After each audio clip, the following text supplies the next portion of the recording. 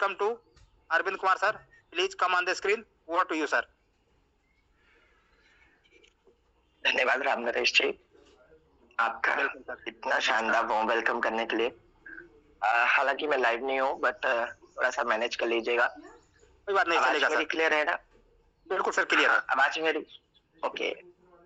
और सभी साथियों का हार्दिक अभिनंदन है, हार्दिक स्वागत है इस मॉर्निंग की पाठशाला कह लो, सेशन कह लो, वेबिनार कह लो, आपकी जिंदगी को बदलने वाला एक माध्यम कह लो, कुछ भी कह लो। जो भी सोच कर आए हैं आप सबका तहे दिल से धन्यवाद है। जितने भी साथी दोबारा रेजन कर रहे हैं उनका भी धन्यवाद है। जिन्होंने पहले किया था उनका भी धन्यवाद है, और जिन्होंने नहीं किया था उनका भी धन्यवाद। क्योंकि हमारे टीम ईगल के मेंटर फाउंडर हमेशा कहते हैं, और खाली वही नहीं, बड़े बड़े दिग्गज, बड़े बड़े नेता, अभिनेता, बड़े बड़े धार्मिक, अध्यात्म में भी ये बातें कही जाती है कि आपके जो भाव होने चाहिए ना, वो ग्रेटिट्यूड का भाव होना चाहिए, आभार व्यक्त का भाव होना चाहिए, धन्यवाद का भाव होना चाहिए। क्योंकि जितना आपके अंदर ग्रेटिट्यूड का भाव होगा, उतना ही आपके अंदर का एटीट्यूड कम होता चला जाएगा। और जब आप किसी को धन्यवाद कहते हो तो कहीं ना कहीं आपके अंदर का जो एटीट्यूड होता है, अहंकार होता है, वो कहीं ना कोई क्षीण होता चला जाता है। और जो इंसान है और इंसान की जो फितरत है कि कहीं ना कहीं अहंकार है ना, ये पांचों जो शत्रु है ना हमारे, इनमें से एक शत्रु हमारा अहंकार भी है। तो कहीं ना कहीं वो हमें लाइफ में आगे नहीं बढ़ने देता, ग्रो नहीं करने देता। तो उसका सबसे अच्छा तरीका क्या है कि हम कृतज्ञ रहें, धन्यवादी रहें, ग्रेटिट्यूड रहें। और मैं सभी साथियों से एक हम्बल रिक्वेस्ट करूंगा कि अगर सेशन में ज्वाइन करना है तो समय पे करें, अन्यथा बिल्कुल भी ना करें। उसका रीजन क्या है कि जो सुबह सुबह अफर्मेशन चलती है ना, ये कहीं ना कहीं परमात्मा के प्रति हमारा ग्रेटिट्यूड के लिए ही चलती है कि हम अपने भगवान को, अपने इष्ट को, अपने देवी देवता को, जिस भी पीर पैगंबर को आप मानते हो, आप उनका तहे दिल से धन्यवाद कर सको, है ना। तो अगर जुड़ना है मीटिंग में तो 6:55 पे जुड़े, अन्यथा बिल्कुल भी ना जुड़े। क्योंकि कहते हैं कि जैसे अभी हमारे राम नरेश जी ने बोला ना कि सुबह सुबह किस नाम के साथ आपकी शुरुआत हो रही है, किसका चेहरा देखकर आपकी शुरुआत हो रही है, ये सबसे इंपॉर्टेंट है। तो सुबह सुबह जब आप जगते हैं तो सबसे पहले अपनी हथेलियों को देखिए, ईश्वर का धन्यवाद कीजिए कि आपको एक नई सुबह मिली। अपने माता पिता को देखिए और उसके बाद कुछ अच्छा सुनिए। और मैं नहीं मानता कि इस सेशन में जो अफर्मेशन चलती है उससे अच्छी कुछ हो सकता है। उससे अच्छा दिन शायद उन चीजों को सुनने के बाद आपका दिन खराब हो, है ना। तो समय पे जुड़े और मजे लें। तो सबसे पहले मैं राम नरेश जी का धन्यवाद करता हूँ, क्योंकि राम नरेश जी के नाम में ही बहुत कुछ छिपा है। पहला तो राम और दूसरा नरेश। नरेश किसको बोलते हैं? राम जी आपसे ही सुनते हैं, आपसे ही जानते हैं। सर मैंने तो जो है कि किताबों में पढ़ा है कि नरेश मिश्र राजा होता है। यस, है ना। और आप बातों के राजा हैं, इसमें अब कोई दो राय नहीं। क्योंकि जो आप शुद्ध हिंदी विश्लेषण करते हैं ना, वो भी काबिले तारीफ है। जो आपकी शुद्ध हिंदी है ना, जो सबके दिलों को छू जाती है और कानों में मिष्टी सी घोल जाती है, और जिनके नाम के आगे ही राम हो, और राम भी ऐसे जो राजा हो, है ना, तो फिर हमारी प्रजा तो कभी दुखी हो ही नहीं सकती, है ना। तो तहे दिल से धन्यवाद राम नरेश जी आपका, और शानदार वार्म वेलकम करते हैं आप, और इतना शानदार वार्म वेलकम करते हैं कि हमारे पास शब्द नहीं रहते कि आपका किस तरीके से हम धन्यवाद करें। तो जितने भी साथी हैं, हम सभी धन्यवाद करते हैं। ईश्वर ने हमें अनमोल जीवन दिया है, एक नया दिन दिया है, नई सुबह दी है। तो इस सुबह को हम एक शानदार सुबह बनाएं, इस दिन को हम शानदार दिन बनाएं, हर दिन को हम शानदार दिन बनाएं, ताकि हमारा जीवन भी शानदार बन जाए, है ना। और कहते हैं इंसान को ना कहीं अध्यात्म से जुड़ना ही चाहिए, धर्म से जुड़ना ही चाहिए। और कहा तो यहाँ तक भी जाता है कि आप जो भी पैसा कमा रहे हैं, कम से कम 1% हिस्सा आप अध्यात्म में जरूर डालिए। पता है क्यों? क्योंकि हमारे शास्त्रों के हिसाब से कहा जाता है, हमारे राम नरेश जी अच्छी तरह से जानते हैं कि मनुष्य जीवन जो मिलता है ना, ये बड़े ही भाग्य से मिलता है, बहुत ही भाग्य से मिलता है, बहुत ही सौभाग्य से मिलता है। और कितनी योनियों के बाद मिलता है राम नरेश जी, बता सकते हैं हमारे शास्त्रों के मुताबिक? शास्त्रों के मुताबिक सर 84 लाख योनियों के बाद जो है मनुष्य का जन्म मिलना संभव हो पाता है, ऐसा बताया जाता है। यस, और ये सच है झूठ है ये नहीं पता मेरे को, लेकिन कहीं ना कहीं जो ईश्वर ने हमें इंसानी जन्म दिया है ना, वो बड़े भाग्य से दिया है। क्योंकि जहां तक मेरी जानकारी कहती है कि कुत्ते की जो उम्र होती है ना, जिसको हम डॉग बोलते हैं, इसको अदरवाइज मत लीजिएगा, जो कुत्ते की उम्र होती है वो 15 साल होती है, जो घोड़े की उम्र होती है वो 55 साल होती है, और जो हाथी की उम्र होती है वो 70 साल होती है ना, और जो कछुए की उम्र होती है वो 150 साल होती है। अभी तो मैंने आपको 4 जातियां बताई, अगर इसमें से एक जाति से भी गुजरना हो तो कितने साल लगेंगे? मिनिमम 20-22 साल, 25 साल। सर मैंने वो, अगर आपको परमात्मा ने कछुआ बना दिया तो 150 साल आपको कछुए की योनि में रहना पड़ेगा। जी जी, है ना? तो मैंने वही कहा, अभी तो मैंने आपको सिर्फ 4 प्रजातियां बताई हैं सर। 4 प्रजातियों को ही जोड़ लो, 150 कछुआ हो गया, 70 हाथी हो गया, है ना, 55 घोड़ा हो गया, ठीक है। तो 84 लाख योनियां ऐसे नहीं कहा जाता, सही है या गलत है? और उससे भी सही, सबसे अच्छी बात, इन 84 लाख योनियों में सबसे ज्यादा जो कुदरत ने एक अनमोल चीज दी है ना हमें, आप, वो मुस्कुराने की दी है, हंसने की दी है, स्माइल करने की दी है। देखिए राम नरेश जी हंसते हैं तो कितने अच्छे लगते हैं। खाली राम नरेश जी नहीं, इस धरती में जितने भी मानव प्रजाति है, जितने भी इंसान है, सभी के सभी वो हंसते हुए ही अच्छे लगते हैं। और परमात्मा ने सबको ये विशेष गुण दिया है, सबको ये विशेष गुण दिया है। लेकिन कई बार क्या है, इंसान हंसने वाली बातों पे भी नहीं हंसता। हंसने वाली भाई, ना हंसने वाली बात हो तब तो समझ में आती है, कई बार हंसने वाली बातों पे भी नहीं हंसता, इतना दुखी, इतना परेशान रहता। आप मेरे को बताओ राम नरेश जी, क्या परमात्मा ने किसी दूसरी जाति को हंसने की ताकत दी है क्या? सर इंसान के अलावा जो है किसी जीव जंतु को हंसने की कैपेसिटी नहीं है उसके अंदर, नहीं है ना? या जो भी वो अगर अपने भाषा में हंसता भी होगा तो हम आप उसको फील नहीं कर सकते, फील नहीं कर सकते, सही कह रहे हो। और अगर आपको किसी को देखकर भैंस, अगर आपको देखकर कोई भैंस मुस्कुरा दे तो इसका मतलब है आप इसने, है ना, आप गन्ने की तरह पिसोगे अब। सही है, अजीब बात हो गई सर, है ना, आप गन्ने की तरह पिसोगे। और अगर इंसान ने हंसना बंद कर दिया तो इसके आगे मैं कुछ कह नहीं सकता। तो जब भी मौका मिले दोस्तों, खुश रहने का, खुश रहिए। जब भी मौका मिले दूसरों को खुश रखने का, खुश रखिए। जब भी मौका मिले आपको ईश्वर का धन्यवाद करने का, आप धन्यवाद कीजिए। जब भी मौका मिले आपको किसी की तारीफ करने का, आप तारीफ कीजिए। क्योंकि इंसान, अगर हम अपने आप को कामयाब बनाना चाहते हैं तो सबसे पहले हमें कामयाब अपने आप को मानना पड़ेगा। क्योंकि हमारी सबसे बड़ी कामयाबी यही है कि ईश्वर ने, गॉड ने हमें इंसान बनाकर भेजा है। यस और नो? मानते हैं कि नहीं मानते? हम सभी कामयाब हैं। कितने साथी मानते हैं कि यस, हमें अगर इंसानी जन्म मिला है तो वाकई हमारी सक्सेस तो यही है। सबसे बड़ी सक्सेस तो हमारी यही है कि हमें 84 लाख योनियों में भी हमें इंसान का जन्म मिला है। एक बार रेज़ हैंड कर दो सभी, है ना? अच्छा, कितने साथी अपने आप को इंसान मानते हैं? भाई वो भगवान का शुक्रिया अदा करे ना करे, अपने आप को तो इंसान मानते हैं कि नहीं मानते? जी बहुत सारे लोग, सभी लोग इंसान मानते हैं अपने आप को, फटाफट रेज हैंड कर रहे हैं सब लोग। अब जिनके रेज़ हैंड नहीं, उनके बारे में कुछ कहा नहीं जा सकता, है ना? ठीक है, लेकिन जिनका रेज़ हैंड है वो अपने आप को इंसान मानते हैं। हो सकता है वो कहीं बिजी हो, वो बात अलग है।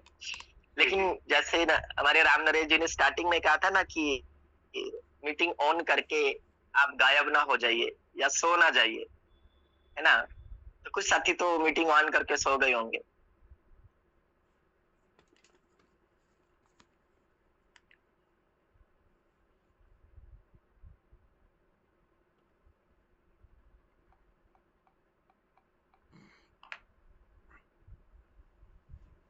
और भाग्यशाली इसलिए मानिए क्योंकि कुछ चीजें हमें हमारी किस्मत से मिलती हैं और कुछ चीजें हमारी काबिलियत से मिलती हैं।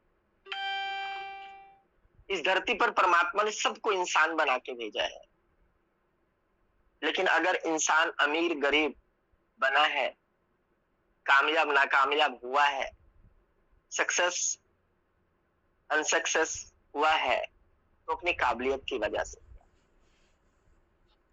सही है या गलत है? अच्छा राम नरेश जी, आप जिस घर में पैदा हुए वो आपकी किस्मत थी या काबिलियत थी? मेरी किस्मत थी सर। हाँ, आप इस भारत देश में पैदा हुए, आपकी किस्मत है या काबिलियत है? मेरा सर सौभाग्य है, मेरी किस्मत है कि मैं भारतवासी हूँ, भारत देश में जन्म लिया हूँ। हाँ, क्योंकि इसमें हमारी आपकी कोई काबिलियत नहीं है। बिल्कुल नहीं सर। हम भारत जैसे देश में पैदा हुए हैं जी, ये हमारी किस्मत है, इसमें हमारी कोई काबिलियत नहीं है। सोचो, एक तो हमें मानव जीवन मिला, हम भाग्यशाली हैं। दूसरा, हमें भारत देश में जन्म लेने का मौका मिला, हम भाग्यशाली हैं। अच्छा मेरे को एक चीज बताओ, हम भारत देश में पैदा हुए, इसमें भाग्यशाली कैसे? पता है, भारत ही एक ऐसा देश है जिसके आगे माँ शब्द यूज होता है। बाकी ऐसा कोई देश बता दो मेरे को इस दुनिया में, इस धरती पर कोई ऐसी कंट्री बता दो जिसके आगे माँ शब्द यूज होता हो। कभी आपने सुना चीन माता, अमेरिका माता, जापान माता, पाकिस्तान माता, नेपाल माता? कभी सुना किसी साथी में? जी नहीं। लेकिन हमारे देश, जिस देश में हम पैदा हुए हैं, उस देश के आगे क्या लगता है, उस नाम के आगे क्या लगता है राम नरेश जी? माता, भारत माता। भारत माता। और बचपन में हमने जब राष्ट्रगान करते थे, राष्ट्रगान के समापन के बाद हम एक उद्घोषण करते थे, है ना? क्या? भारत माता की जय। जय।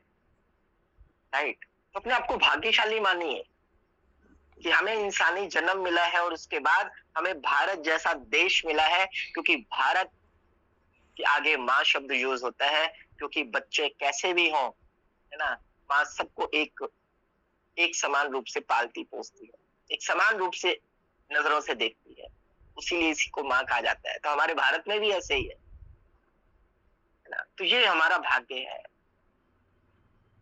हमें किस तरह के माँ बाप मिले, अच्छे मिले बुरे मिले, है ना? वैसे तो सभी माँ बाप अच्छे होते हैं, ये हमारी किस्मत है, ये हमारी काबिलियत नहीं है। आप किस धर्म में पैदा हुए, ये हमारी किस्मत है, काबिलियत नहीं है। किस स्कूल में पैदा हुए, ये हमारी किस्मत नहीं है, ये हमारी किस्मत है, काबिलियत नहीं है। लेकिन जो भी हमें मिला, जब इसको मल्टीप्लाई आप करते हो, वो हमारी काबिलियत है। मानव से जब आप महामानव बनते हो, वो हमारी आपकी काबिलियत है। सही है या नहीं? देश में सारे पैदा हुए, इस देश में हर व्यक्ति, मैक्सिमम लोग पैदा हुए, लेकिन कुछ लोग कुछ ऐसा कर गए जिनके दुनिया में नहीं रहने पे भी हम उनको याद करते हैं। ये उनकी किस्मत नहीं, ये उनकी काबिलियत है। सही है या गलत राम नरेश जी? बिल्कुल सही। इसी तरीके से जब हम इस इंडस्ट्री में आते हैं, इस इंडस्ट्री में जब भी आते हैं, तो हर एक व्यक्ति कुछ ना कुछ ख्वाहिशें लेकर आता है, कुछ ना कुछ अपने सपनों को लेकर आता है। अब मेरे को एक चीज बताओ, अगर भी कोई व्यक्ति इस इंडस्ट्री में आता है, तो उसका भाग्य या काबिलियत है? उसकी भाग्य है सर। भाग्य, वो भाग्य से आता है और अपनी काबिलियत से अपने सक्सेस का रास्ता प्रशस्त करता है। बिल्कुल सही। क्योंकि अगर हम इस इंडस्ट्री में आए हैं, क्योंकि देखो मैंने क्या बदला कि कुछ चीजें हमें भाग्य से मिलती हैं। आप इस आपको मानव जीवन मिला, इसमें आपकी काबिलियत नहीं, इसमें आपका भाग्य है। आप भारत जैसे देश में पैदा हुए, ये आपकी किस्मत नहीं, ये आपका भाग्य है। आपको इतने अच्छे माँ बाप मिले जिन्होंने आपको इस काबिल बनाया, यहाँ तक पहुंचाया, ये आपकी किस्मत नहीं, सॉरी, ये आपकी किस्मत है, आपकी काबिलियत नहीं। और आप इस इंडस्ट्री में आए तो इसमें भी आपकी किस्मत है, काबिलियत नहीं। और आप मेटावेल बिजनेस में आए या वी बूस्ट बिजनेस में आए तो इसमें भी आपकी किस्मत है, काबिलियत नहीं। यस और नो? Yes sir. है ना? तो जब भी कोई व्यक्ति इस इंडस्ट्री में आता है, वो बहुत बड़े बड़े सपनों के साथ आता है, बहुत बड़ी बड़ी ख्वाहिशों के साथ आता है। मेरे पास बैंक बैलेंस हो, मेरे पास गाड़ी हो, मेरे पास बच्चों की अच्छी एजुकेशन हो, मेरे पास टाइम फ्रीडम हो, मेरे पास मान सम्मान हो, मेरे पास दान पुण्य करने की क्षमता हो, मेरे पास देश विदेश घूमने की काबिलियत हो, ये सारी चीजें लेकर आता है। अभी हमारे पास अपना खुद का घर नहीं है, इसके मामले में अभी हम गरीब हैं। अगर हमारे पास मनपसंद गाड़ी नहीं है तो इसके मामले में अभी हम गरीब हैं। अगर हमारे पास बैंक बैलेंस नहीं है, इसके मामले में अभी हम गरीब हैं। हमारे पास सर्कल नहीं है, वो मान सम्मान नहीं है जिसकी हमें चाहत है, तो अभी हम गरीब हैं। अगर हमारे पास टाइम की फ्रीडम नहीं है, मनी फ्रीडम नहीं है, अभी हम गरीब हैं। यस और नो? क्योंकि ये हमारा एसेट है, पर अभी हमारे पास एसेट नहीं है, अभी हम गरीब हैं। तो ये चीजें हमें कैसे मिलेगी? ये सारी चीजें हमें मिलेगी हमारी काबिलियत को बढ़ाने से। हमें उसके काबिल बनना पड़ेगा, हमें उससे काबिल बनना पड़ेगा। क्योंकि जैसे लड़की और लड़के में प्यार होता है, ये स्वाभाविक है। लेकिन मान लो लड़की बहुत बड़े घर की हो और आप गरीब घर के, तो उतनी ही मुश्किल आएगी शादी होने में। सही है, ये गलत है? राम नरेश जी, आप कहाँ चले गए? आप नजर आते रहोगे तो ये बातें निकलती रहेंगी। राम नरेश जी। जी सर। सही है, गलत है? अगर लड़का भी अमीर हो और लड़की भी अमीर हो तो शादी होने में ज्यादा टाइम लगेगा क्या? नहीं लगेगा सर। और अगर लड़की अमीर हो और लड़का गरीब हो, अब सर सेटिंग में बहुत टाइम लगेगा। ना के बराबर शर्तें रखी जाएगी, है ना? बहुत सारे लोगों ने मूवी देखी होगी। लड़की का बाप क्या बोलता है, जितनी तेरी मंथली सैलरी है ना, उतने के तो ये सैंडल जूते चप्पल पहनती है। सही है, गलत है? जी जी। है ना? वो दूल्हे राजा फिल्म देखी थी ना आपने? वो अलमारी खोल के दिखाता है ना, ये देख, तेरी सैलरी जितनी है ना, उतने को तो ये सैंडल चप्पल जूते पहनती है, तो क्या इसको रखेगा? तो पहले काबिल बन, है ना? हर फिल्मों में आपने देखा होगा, आपने गोविंदा की नसीब फिल्म भी देखी होगी, वहां भी इसीलिए वो बड़े घर की बेटी थी, वो बेचारा कार मैकेनिक, क्या शर्त रखी गई? 2 साल का वक्त दिया तेरे को, तो अगर इतना पैसा कमाता है तो मैं लड़की का हाथ तेरे हाथ में दे दूंगा, वरना भूल जाना। तो मैं ये क्यों बता रहा हूं? क्योंकि हमें काबिल बनना पड़ेगा। क्या बनना पड़ेगा? काबिल बनना पड़ेगा सर।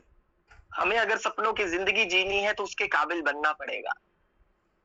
हमें अगर सपनों का घर चाहिए, सपनों का पैसा चाहिए, सपनों की लाइफ चाहिए, बच्चों को अच्छी जिंदगी देनी है, मन चाहिए जिंदगी जीनी है, तो हमें उसके काबिल बनना पड़ेगा। लेकिन काबिल बनने से पहले, काबिल बनने के लिए बहुत सारी समस्याओं का भी सामना करना पड़ेगा। अच्छा, गरीब घर का लड़का, अमीर घर की लड़की, क्या उसकी बराबरी आसानी से हो जाएगी क्या राम नरेश जी? बिल्कुल नहीं सर, बहुत मुश्किलात आएंगे। बहुत मुश्किलात आएंगी, बहुत बहुत। लेकिन अगर लड़के की भी लगन सही है और लड़की की भी लगन सही है, लगन मतलब वो शादी मंडप वाला लगन नहीं है ना, एक दूसरे को पाने की इच्छा। तो फिर कितनी भी बाधाएं आ जाए, कितनी भी तलवारें चल जाए, वो सॉन्ग भी सुना होगा आपने, अब तीर चले तलवार चले ना, मैंने धर ली कलाई यार की। सही है ना? फिर कुछ भी चल जाए, फिर सब मंजूर है। तो क्या आप अपनी कामयाबी के लिए बड़ी बड़ी मुश्किलें एक्सेप्ट करते हैं क्या? क्योंकि आपको काबिल तो बनना पड़ेगा। आपको बड़ी गाड़ी चाहिए तो बड़ी गाड़ी के काबिल बनना पड़ेगा, बड़ा घर चाहिए बड़ी घर के काबिल बनना पड़ेगा, बैंक बैलेंस चाहिए बैंक बैलेंस के काबिल बनना पड़ेगा। और ईश्वर भी आपकी काबिलियत को चेक करके ही आपको वो चीजें देता है। और अगर गलती से ईश्वर ने आपको वो चीज दे दी और अगर आप काबिल नहीं है, तो ईश्वर उससे कहीं ज्यादा छीन भी लेता है। ये कई बार आपने सेशनों में सुना होगा, मैंने भी बताया है कई बार, क्योंकि हमने सुना है, हमने बताया है। क्यों राम नरेश जी? रावण को सोने की लंका दी गई, जी जी, लेकिन वो उसके काबिल नहीं था, छीन ली गई। वो जी छीन करके किसी और को दे दी गई, छीन ली गई ना। जी सर। बहुत बड़े बड़े राक्षसों को स्वर्ग लोक मिला, नहीं काबिल थे उसके, क्या हुआ? छीन लिया गया। जी, जो काबिल है उसी के पास वो चीजें सत्ता टिकती है, वो जो काबिल नहीं रहता उसके पास से वो चीजें निकल जाती। तो अपनी काबिलियत को बढ़ाने के लिए ही ये जूम सेशन है। हमारे अंदर की इच्छा शक्ति को मजबूत करने के लिए ही ये जूम सेशन है, ये ट्रेनिंग्स है, ये एलडीपीज हैं, ये इवेंट्स हैं, है ना। और इससे भी कहीं इंपॉर्टेंट आपका सही गाइडेंस कौन है, सही आपका मार्गदर्शक कौन है। वो सारी चीजें ड्रीम सारी सही है, आपकी काबिलियत बढ़ाएगा कौन? आपकी काबिलियत बढ़ाएगा आपका सिस्टम, आपका मेंटोर, आपका स्पॉन्सर, आपके अपलाइन, जो आपको बार बार बोलते हैं सर जूम सेशन अटेंड करो, सर जूम मीटिंग में आओ, सर जूम में आना आपका बहुत जरूरी है। बहुत बार आपने लीडरों के मुंह से सुना होगा, जिसकी टीम जूम पर उसका बिजनेस बूम पर। और आज अब मौसम है हमारी एलडीपी का। हमारी टीम के स्पॉन्सर, हमारी स्पॉन्सर, हमारे अपलाइंस बार बार हमें कह रहे हैं कि सर एलडीपी में चलो, एलडीपी में सर जाना जरूरी है, एलडीपी में जाना जरूरी है सर, एलडीपी में जाना है। कौन गाइड कर रहा है हमें? हमारे मेंटोर, हमारे स्पॉन्सर। हमें लगता है कि उनको अपना फायदा है। राम नरेश जी, आप रहोगे तो बातें निकलती रहेंगी। जी बिल्कुल सर, मैं आपके साथ ही में हूँ। भले मैं लाइव नहीं हूँ, पर आप लाइव आइए, क्योंकि वो जैसे न्यूज़पेपर वाले स्क्रीन पर चलता रहता है ना, वो पढ़ते रहते हैं। आपको लगता है कि वो ऐसे बोल रहे हैं, वो ऐसे नहीं बोलते, वो स्क्रीन पर चलता रहता है ना। तो आपके चेहरे पे भी वो चलता रह रहा है, जो मैं बोल रहा हूँ वो सारी चीजें आपके चेहरे पे लिखी हुई है ना। तो अच्छा लग रहा है मेरे को बोलने में। बहुत सारे लोगों को लगता है इसमें हमारी अपलाइन का बहुत बड़ा फायदा है, इसमें हमारे स्पॉन्सर का बड़ा फायदा है, हम एलडीपी में जाएं। पता है क्यों? क्योंकि अभी वो हमारे काबिलियत नहीं है, अभी हमारे अंदर वो मैच्योरिटी लेवल नहीं। हमें लगता है कि हमारी स्पॉन्सर को फायदा है, हमारी अपलाइन को फायदा है, इनका पे आउट बनेगा, इनको फायदा होगा हमारे एलडीपी में जाने से। अच्छा राम नरेश जी, मेरे को ये बताओ, हमारी अपलाइन का ज्यादा फायदा है या हमारा ज्यादा फायदा है? सर सबसे पहले तो मेरा ही फायदा है, क्योंकि मुझे उस इवेंट के बारे में, उस मेटावेल इंडस्ट्री के बारे में, इंटायर इको सिस्टम के बारे में नजदीक से जानने को मिलेगा। जो लीडर वास्तव में यहाँ से अचीवमेंट लिए हैं या सक्सेस हुए हैं, उस सफलता की राज जानने को मिलेगा। सबसे पहले तो मेरा व्हाई क्लियर होगा, उसके बाद तो फिर बात की बात है। लेकिन शुरू में हमें समझ में नहीं आती ये चीजें, क्योंकि हम नए हैं, है ना। अभी हमारे अंदर वो ऑब्जर्वेशन करने की क्षमता नहीं है। अगेन रिपीट कर रहा हूँ, काबिलियत नहीं है। पता क्यों? एक छोटा सा बच्चा होता है, जब उसको कोई दिक्कत होती है, बीमारी होती है, प्रॉब्लम होती है, वो डॉक्टर के पास उसके पेरेंट्स लेकर जाते हैं। डॉक्टर बोलता है इसको जो बीमारी है ना, अगर आप दवा से ठीक करना चाहोगे तो कम से कम 20 दिन 25 दिन इसको लगातार दवा खिलानी पड़ेगी, वरना 4 इंजेक्शन लगा लो एक एक हफ्ते का, ठीक हो जाएगा। अब बताओ डॉक्टर क्या कह रहा है? इंजेक्शन लगा लो ठीक हो जाएगा। और पिताजी क्या कहेंगे? हाँ हाँ डॉक्टर साहब आप इंजेक्शन ही लगाओ। क्या बेटा इंजेक्शन लगाने के लिए तैयार होगा क्या? लगवाने के लिए तैयार होगा क्या? बहुत मुश्किल करेगा सर, जल्दी एग्री ही नहीं होगा। वो भी 3-4 साल का बच्चा जी, आसान सिर पे रख लेगा। आसमान उठा लेगा, है ना। यहाँ तक तो बड़ों बड़ों को अभी भी इंजेक्शन से डर लगता है। जी जी। यस सर नो बोले सर टैबलेट कितनी भी कड़वी हो ले लेंगे पर इंजेक्शन नहीं लगवाए। सही है या गलत है? 3-4 साल का बच्चा हो और डॉक्टर बोल रहा है कि इंजेक्शन लगा लो ठीक रहेगा, उसके पिताजी बोलते हैं हाँ डॉक्टर साहब इंजेक्शन लगा दो। उस बच्चे को सबसे बड़ा दुश्मन तो डॉक्टर लगता है उसको सबसे पहले। ये इंजेक्शन लगा क्यों रहा है? मेरा बस चले उल्टा इसको लगा दूं। और फिर उसके पिताजी उसको दुश्मन नजर आ रहे, ये लगवा क्यों रहा है? ये भी प्रेशर दे रहा है डॉक्टर साहब इसको लगाओ। डॉक्टर कह भी रहा कि महीने भर की दवा में ठीक हो सकता है, हो जाएगा, लेकिन ये दवा नहीं करवा रहे, ये इंजेक्शन लगवा रहे हैं। अब मेरे को बताओ बेटा समझदार है या डॉक्टर या उसके पिता समझदार है? चलो थोड़ी देर के लिए चैट बॉक्स ओपन कर देते हैं, आप साथी सो ना जाओ कहीं, है ना, क्योंकि चहल पहल चलती रहती है ना, तो आप हाँ अब मेरे को चैट बॉक्स में बताओ बच्चा समझदार है या डॉक्टर समझदार है या उसका पिताजी? बच्चे वाले बी लिखे। एवरीवन हो गया क्या? चैट बॉक्स जी हो गया मैंने कर दिया यहाँ से जी। Okay sir. अभी रिस्पांस जो बच्चे के आ रहे हैं सर, पिताजी फादर। हाँ बिल्कुल, क्योंकि पिताजी ने बोला डॉक्टर साहब इंजेक्शन लगाओ और डॉक्टर भी बोल रहा है इंजेक्शन लगाओ, और बच्चे को सबसे बड़ा दुश्मन उसका पिता और डॉक्टर लग रहे हैं, है ना। बच्चे को समझ नहीं है क्योंकि बच्चा अभी अज्ञानी है, अज्ञान है, नॉलेज नहीं अभी उसके पास। सेम वही चीज यहाँ है दोस्तों। जब नया नया व्यक्ति आता है ना कोई, उसको इन ट्रेनिंगों का, मीटिंगों का, एजुकेशन सिस्टम का, टूर का, एलडीपी का महत्व तो पता नहीं होता। उसको लगता है अरे यार इसका अपना फायदा है, इसके अपने पे आउट की पड़ी है, इसीलिए हमें जबरदस्ती कर रहा है। लेकिन उस पिता को भी दर्द होता है कि हाँ यार बच्चे को इंजेक्शन लग रहा है, दर्द हो रहा है, लेकिन उसको पता है अगर ये 1 मिनट का दर्द सहन कर गया तो इसकी तकलीफ भी दूर हो जाएगी,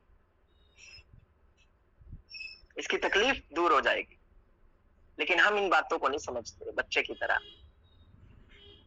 सर कभी कभी तो पेरेंट्स जो है भावुक हो जाते हैं, बीगो लगाते हैं इंजेक्शन लगवाते हुए, बट मजबूती से पकड़ रखते हैं कि मेरा बच्चा ठीक हो जाए, परेशानी थोड़ी देर के लिए सही है तो चलिए। यस बिल्कुल सही अपलाइन वही है।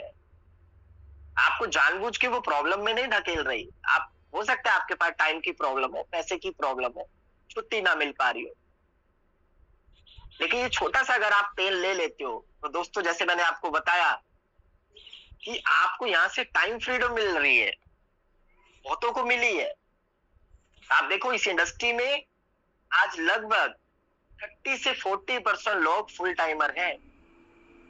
अगर मैं यहाँ भी रेजेंट करवाऊं ना, यहाँ भी लगभग 20 से 30% लोग रेजेंट करेंगे जो फुल टाइमर। तो मैं पूरी इंडस्ट्री की बात कर रहा हूँ। कभी वो भी कहते थे सर हमें छुट्टी लेने के लिए बॉस की इजाजत लेनी पड़ती है, हमें छुट्टी नहीं मिलती सर, सबसे बड़ी समस्या यही है। जो समस्या है ना उसका कारण कीजिए और यहीं पर उसका निवारण भी मिलेगा। कहीं और आपको उसका निवारण मिलने वाला नहीं है। आप मेरे को बोलो राम नरेश जी मेरे को छुट्टी नहीं मिल रही, तो सर यार छुट्टियां बिताने का ही तो मौका है, यार समय फ्रीडम ही तो मिल रहा है आपको। जी सर। जिसकी मार आप खा रहे हो पिछले 25 साल से, 50 साल से, यहाँ यही तो हम बोल रहे हैं सर एलडीपी में आइए, आपको यहाँ सीखने को मिलेगा कैसे आप समय की आजादी पा सकते हो। आप कहते हो सर पैसे की तंगी है सर, हाथ बड़े तंग है सर, $100 भी नहीं हो पा रहा सर, $70 तो सर वहां की फीस है सर, है ना, एलडीपी का खर्चा है, $20-30 आने जाने में ट्रैवलिंग में लग जाएगा सर, $100 लग जाएंगे सर। अभी $100 नहीं है सर, तो 10,000 रुपया नहीं है अभी अपने पास। इसीलिए तो करना है, क्योंकि ये आपका कारण है कि पैसा नहीं है, इसीलिए करना है ताकि आपको निवारण मिल सके। करना पड़ेगा। अगर आप बीमारी से चाहते हो निजात पाना, इंजेक्शन तो लगवाना पड़ेगा। क्यों नरेश जी, सही है गलत है? बिल्कुल सर। क्योंकि ये बीमारी कल को महामारी ना बने, क्योंकि बीमारी आप तक सीमित रहती है, महामारी पूरे परिवार को चपेट में ले लेती है जी। खाली पूरे परिवार को नहीं, गांव के गांव को चपेट में ले लेती है। तो आपको क्या लगता है, ये जो आज आप बोल रहे हो सर समय की तंगी है सर, छुट्टी नहीं मिल पा रही, ये बीमारी है या आने वाले समय की महामारी है? सर अभी तो बीमारी है, लेकिन आगे चल के महामारी में बदल जाएगी, क्योंकि ये जो बेरोजगारी और गरीबी का अभिशाप है, ये किसी महामारी से कम नहीं है। यस, वही कह रहा हूं दोस्तों। अच्छा, आप ही से पूछता हूं, अगर आप बोलते हो कि सर मेरे पास पैसा नहीं है सर, मैं एलडीपी नहीं जा सकता सर, पैसों की वजह से नहीं जा सकता, तो ये बीमारी है या महामारी है? चैट बॉक्स में बताओ। चैट बॉक्स ओपन है, चैट बॉक्स में बताओ। ओपन है, ओपन है, ओपन है, ओपन है। अच्छा, बीमारी वाले बी लिखे, महामारी वाले एम लिखे, क्योंकि शॉर्ट में लिखे ना, पूरा लिखने में टाइम लगेगा। जी जी जी, चैट बॉक्स में फटाफट बताएं। यह मार है सर फटाफट। ज्योति वर्मा जी में कहा गया, दीपक सर कहा गया। ये सर मैक्सिमम लोग महामारी को ही इस तंगी को $100 का अरेंज नहीं हो पा रहा है इस मेगा सेमिनार में, तो वो लोग मैक्सिमम लीडर इसको महामारी ही समझ रहे हैं। श्याम क्यों? क्योंकि ये बीमारी नहीं, ये महामारी है। क्योंकि यहाँ पर जो आपको बिजनेस मिला है, यहाँ पर जो आपको सिस्टम मिला है सर, अभी के अभी आप $100 की आईडी उठाते हो, अभी के अभी आपको पेमेंट आती है जी। 4 आईडी उठाओ सर, आपको पेमेंट अभी के अभी आ जाएगी, 100 से ऊपर आ जाएगा, है ना। तो ये बीमारी नहीं, ये महामारी है, और बीमारी जितनी खतरनाक होती है उसका इलाज उतना गहरा होता है। छोटी बीमारी छोटा इलाज, बड़ी बीमारी बड़ा इलाज और महंगा इलाज। और यहाँ तो मात्र आपको 7,000 में ट्रीटमेंट मिल रहा है जी। और ऐसा ट्रीटमेंट मिल रहा है कि सुंदर से सुंदर नर्स भी आपको उतना बढ़िया ट्रीटमेंट नहीं करेगी जितना बढ़िया ट्रीटमेंट आपको एलडीपी में मिलेगा। जाते ही आपका वेलकम होगा, जाते ही आपको एक शानदार, है ना, रूम मिलेगा, वहां पर फील करोगे कि वाकई में आप 5 स्टार होटल में आए हो। फिर शानदार आपके लिए breakfast, dinner, sorry lunch provide किया जाएगा। फिर लंच के बाद आपको घुमाया फिराया जाएगा। या तो ट्रीटमेंट ही ऐसा ट्रीटमेंट मिल रहा है दोस्तों कि आपको लगेगा ही नहीं कि आपका ट्रीटमेंट हो रहा है, बल्कि आपका तो इस तरीके से वेलकम हो रहा है जिस तरीके से छुट्टियों में आप ननिहाल जाते हो, वहां आपकी खातिरदारी होती है। तो एलडीपी में आना बहुत जरूरी है दोस्तों, अगर वाकई में आप इस बीमारी और महामारी से छुटकारा पाना चाहते हो तो। क्योंकि जितनी बड़ी बीमारी, जितनी गहरी बीमारी, उसका उतना बड़ा इलाज करना पड़ता है। आज मैक्सिमम लोगों को बीपी की दिक्कत है, डॉक्टर क्या बोलता है, 6 दिन में ठीक हो जाएगा या 6 महीने में ठीक हो जाएगा, या इसकी दवा उम्र भर चलेगी। जी राम नरेश जी, लाइफ टाइम चलेगी सर। हाँ, आज किसी को डायबिटीज की प्रॉब्लम है, डॉक्टर क्या बोलता है, हफ्ते भर में ठीक हो जाएगा, नो साल भर में ठीक हो जाएगा, या उम्र भर इसकी ट्रीटमेंट करनी पड़ेगी। जी, लाइफ टाइम पूरे उम्र भर ट्रीटमेंट करना पड़ेगा सर, शुगर बीपी की। और यहां तक कि अगर आपने ट्रीटमेंट नहीं करी, वो डायबिटीज आपकी नेक्स्ट जनरेशन तक जा सकती है। आपने देखा होगा, डॉक्टर सबसे पहले पूछता है आपके माता पिता को डायबिटीज तो नहीं थी क्या, तो आप क्या बोलते हो, नहीं नहीं उनको नहीं थी। इसका मतलब आपको है, आपके आने वाली जनरेशन को होगी, हो सकती है, अगर आपने उसका सही से इलाज नहीं किया तो। आज किसी को हार्ट की प्रॉब्लम हो, बताओ एक दिन दवा चलती है क्या, या सालों साल, या पूरी लाइफ? जी Ram Naresh ji. Long life sir, whole life. Long life. वैसी ही बीमारियां कुछ हमारे साथ है दोस्तों। ये सबसे बड़ी बीमारी गरीबी की। और गरीब किसको बोलते हैं? खाली पैसे से नहीं, जिसके पास समय ना हो, जिसके पास पैसा ना हो, वो असली गरीब है। अमीर वो जिसके पास पैसा है, समय है, वो अमीर। आप अमीर किसको मानते हो? जिसके पास पैसा है, टाइम नहीं है, वो महागरीब है। आप ये मत सोचो मेरे पास पैसा है मैं अमीर हूं। सिंपल अमीरी की सिंपल डेफिनेशन क्या है? समय की आजादी, पैसे की आजादी इज इक्वल टू अमीरी। और पैसे की तंगी, समय की तंगी, इसका मतलब घोर गरीबी। पैसे की आजादी, समय की तंगी, मतलब पैसा आपके पास है, समय नहीं है, तो ये आपकी गरीबी है। तो इसका इलाज सिर्फ और सिर्फ एक ही है दोस्तों, एलडीपी। एलडीपी आपको एलडीपी अटेंड करनी ही पड़ेगी। अगर आपको लगता है, जैसे आप गाड़ी की सर्विसेज करवाते हो ना 3 महीने बाद, 6 महीने बाद, उसी तरीके से आपको अपनी सर्विस करवानी पड़ेगी। जहां पर सर्विस करने के लिए, करवाने के लिए बड़े बड़े डॉक्टर्स आते हैं, इन्वायरमेंट मिलता है आपको, माहौल मिलता है आपको। सही है या गलत है?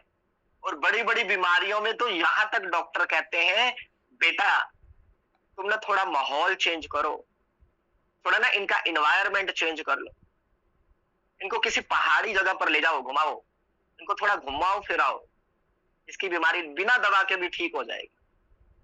कहते हैं या नहीं कहते डॉक्टर राम नरेश जी?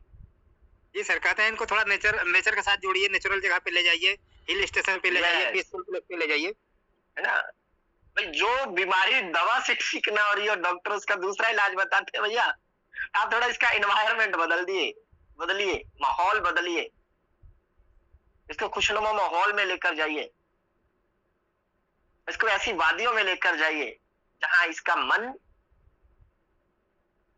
बहक जाए। यस और नो? तो हमें भी ऐसे माहौल में आना पड़ेगा। अभी बहुत सारे लोग क्या दिक्कत क्रिएट कर रहे हैं, अरे सर मेरा तो बिजनेस ही नहीं चल रहा सर, मेरे नीचे तो लीडर ही नहीं है सर, मेरे नीचे तो लोग ही नहीं है सर। कितने लोगों को समस्या है? एक बार रेजन करो जरा। जो लोग कहते हैं सर मेरे तो बिजनेस ही नहीं चल रहा सर, अभी तो पे आउट ही नहीं आ रहा सर, खर्च कहां से करें, अभी तो इनकम ही नहीं आ रही सर, अभी तो पैसा ही नहीं है सर, अभी तो मेरे नीचे कोई आया ही नहीं है सर, मेरे को तो स्किल भी नहीं आई सर। पांडे सर ने बोला था सर 3 लेवल से आपको स्किल आएगी, एक भी नहीं आई सर अभी तक। सर मेरे नीचे तो कोई बंदा ज्वाइन ही नहीं हुआ सर, ज्वाइन ही नहीं कर रहा अभी तक। कितने लोग ऐसे? बस पांडे सर स्क्रीनशॉट ले लीजिएगा, सबका बिजनेस चल रहा है, सबके नीचे, सबके स्ट्रक्चर में झमाझम लीडरों की लाइन लगी है। देखो सिर्फ 6-7 लोगों के रेज हैंड है जो बोल रहे हैं मेरा बिजनेस नहीं चल रहा, बाकी सबका चल रहा है। यहाँ 216 में से मात्र 9 लोगों के रेज हैंड है। राम नरेश जी अब क्या कहा जाए? सबका बिजनेस फास्ट चल रहा है, फिर एलडीपी में क्यों नहीं आ रहे? आएंगे एलडीपी में, चल रहा है तो बिजनेस सबका ठीक ठाक चल रहा है और एलडीपी में काफी लोग आएंगे सर। ओके, है ना, सबका बिजनेस। मैंने कहा ऐसे कितने साथी हैं जो कहते सर मेरा बिजनेस नहीं चल रहा, मेरे नीचे अभी कोई लीडर ही नहीं है सर, मेरे नीचे तो अभी कोई ज्वाइनिंग ही नहीं आई सर, मेरे नीचे तो अभी कोई स्किल ही नहीं आई सर।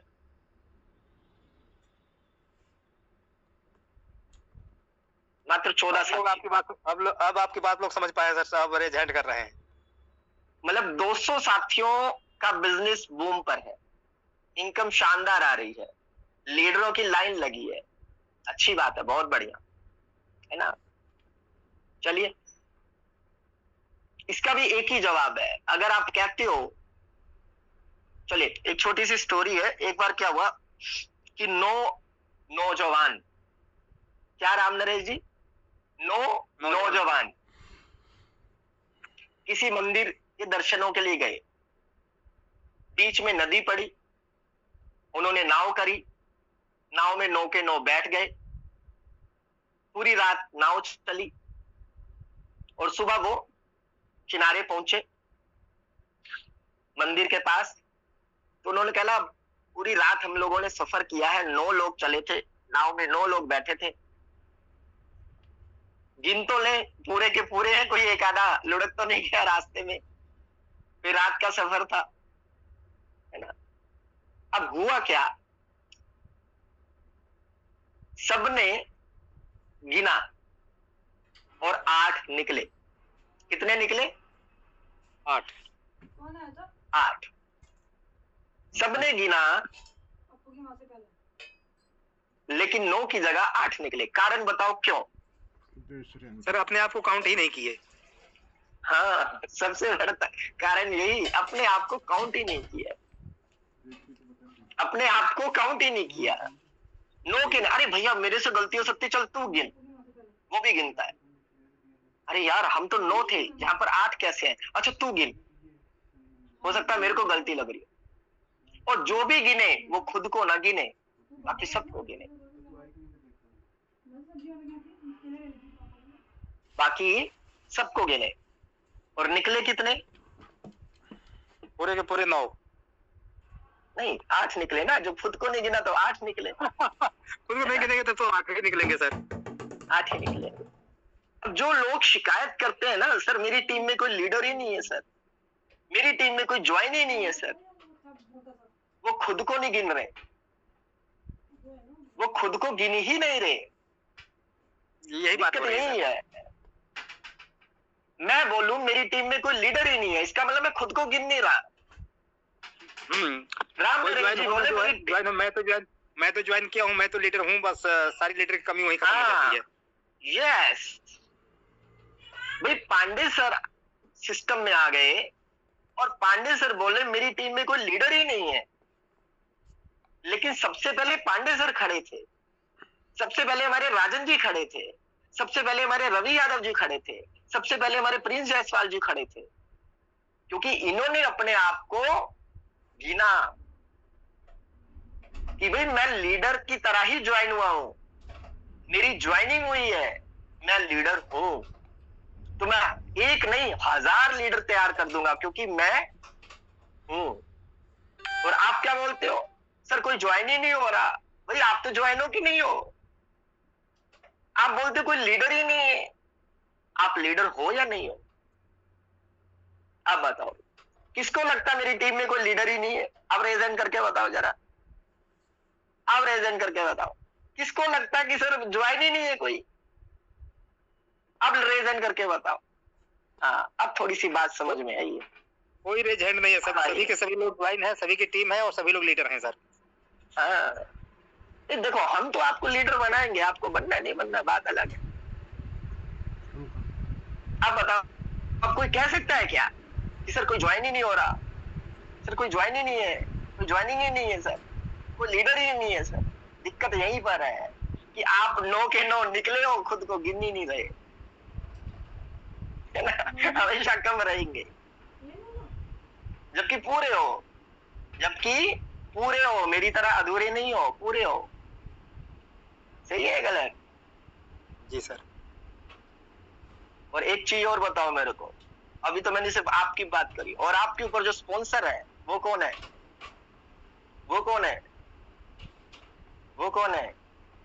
वो आपसे भी बड़ा लीडर है, क्योंकि वही आपको इस बिजनेस में लेकर आया है, वही आपको इस सिस्टम में लेकर आया है।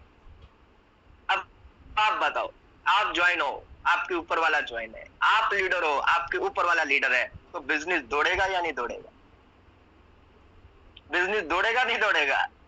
अभी आप खुद को भूल रहे हो और बाद में अपनी अपलाइन को भी भूल गए हो, जो आपको इस बिजनेस में लेकर आया है, जो आपको बार बार बोल रहा है सर एलडीपी में चलो, एलडीपी में चलो, एलडीपी में चलो, है ना। अच्छा आप बताओ, कितने साथी अपने आप को लीडर मानते हैं? आप रेजेंट करो। हमारे रवि यादव जी बार बार ये क्वेश्चन करते हैं ना, आज मैं करता हूँ उनकी नकल, है ना, क्योंकि नकल का ही बिजनेस है। जैसे मेरे राम नरेश जी ने बोला था, है ना, कि बचपन में हम नकल करते थे तो हमें दंड मिलता था, लेकिन यहाँ पर नकल करेंगे आपको पुरस्कार मिलेगा, है ना। जिसकी जितनी बड़ी नकल, है ना, दुनिया देखेगी उसकी आने वाले दिनों में शक्ल, क्योंकि वो आप सेलिब्रिटी बनोगे, लोग आपको देखने को तरसेंगे, आपको ऑटोग्राफ लेने को तरसेंगे। रीजन करो, जिनके रीजन नहीं हो रहे उनका क्या किया जाए, अब कुछ भी नहीं किया जा सकता, है ना। जब वो खुद को नहीं मानते तो दुनिया कहां से उनको मानेगी। तो पहले खुद को मानना पड़ेगा, तभी तो दुनिया आपको मानेगी। सचिन जी ने खुद को माना, मैं सचिन हूं, मेरा नाम सचिन है, तभी तो दुनिया उनको बोल रही है सचिन दौड़ के टीम स्वराज्य। राम नरेश जी ने खुद को नरेश माना कि भाई नरेश मतलब सम्राट, राजा, तभी तो दुनिया उनको राजा मानेगी। सर जैसा कि रवि यादव सर कहते हैं कि लीडर हो या नहीं हो डजंट मैटर, बट मानो तो अपने आप को लीडर। यस, क्योंकि जब तक आप खुद को नहीं मानोगे दुनिया कहां से मानेगी। भाई सचिन जी का नाम सचिन है, सचिन जी जानते हैं मेरा नाम सचिन है, तभी तो दुनिया इनको नाम से पुकारेगी, सचिन घोड़के जी, हम तो इनको तेंदुलकर बोलते हैं, है ना। तो आपको मानना पड़ेगा दोस्तों, आपको मानना पड़ेगा। आप लीडर हो, आपको मानना पड़ेगा। आप विजेता हो, आपको मानना पड़ेगा। जैसे मैं बार बार बोलता हूं, एक माँ तब माँ नहीं बनती जो वो बच्चे को जन्म देती है, माँ तो वो उसी दिन बन जाती है जब बच्चा उसके गर्भ में आता है। आप इस इंडस्ट्री में आ चुके हो तो ये आपका भाग्य है, आप टिके हुए हो तो आपका ये सौभाग्य है, लगातार टिके रहोगे और आप विजेता भी बन जाओ, विजेता हो आप। बाकी प्रोसेसिंग है, बाकी प्रोसेसिंग है, किसी को 6 महीने, किसी को 1 साल, किसी को 2 साल, किसी को 5 साल। उस प्रोसेसिंग से आपको गुजरना पड़ेगा। बीच में जो चीजें हैं वो आपको करनी पड़ेंगी, बीच में आपको ट्रीटमेंट लेने पड़ेंगे। अच्छा मेरे को एक चीज बताओ, राम नरेश जी आपसे पूछता हूँ, वैसे है ना, वैसे ये लेडीज का मामला है बट पूछ लेता हूँ आपसे ठीक है, क्योंकि आप भी पिता हो। लेडीज जब गर्भवती होती है 9 महीने का प्रोसेस रहता है, क्या बीच में ट्रीटमेंट चलती है या नहीं चलती? आवाज नहीं आ रही राम नरेश जी, आप शायद म्यूट है, अनम्यूट कीजिए। रहता है ट्रीटमेंट। हाँ आवाज आ रही है? और किसकी, हाँ आ रही है। अब किसकी दिशा निर्देश में चलता है सर? डॉक्टर के दिशा निर्देश में, है ना। जो उनके पूरी डॉक्टर होते हैं, जिन्होंने रिस्पॉन्सिबिलिटी ले रखी होती है, जिन्होंने, जिस पेशेंट ने डॉक्टर पर विश्वास कर रखा होता है, पूरी रिस्पॉन्सिबिलिटी, है ना,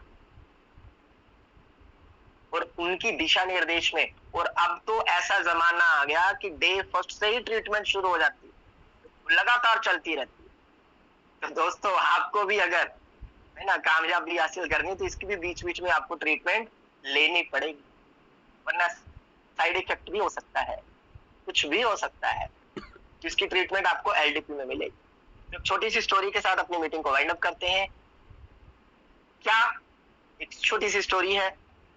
एक डॉक्टर साहिब थे, कौन थे राम नरेश जी, साथ दीजिएगा, कौन थे? जी सर, डॉक्टर साहब। कौन थे? डॉक्टर साहिब, है ना। लेकिन वो बंगाली डॉक्टर थे।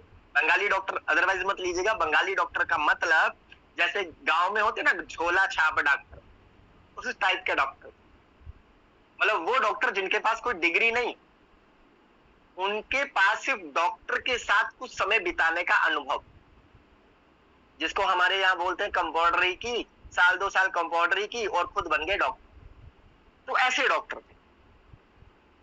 तो जब ऐसे डॉक्टर थे तो एक बार क्या हुआ कि डॉक्टर तो वो बन गए, अब इलाज भी वो करते थे। तो जब इलाज करते थे तो एक बार उन्होंने एक लगभग 21-22 साल के युवा लड़के को गलत इंजेक्शन लगा दिया।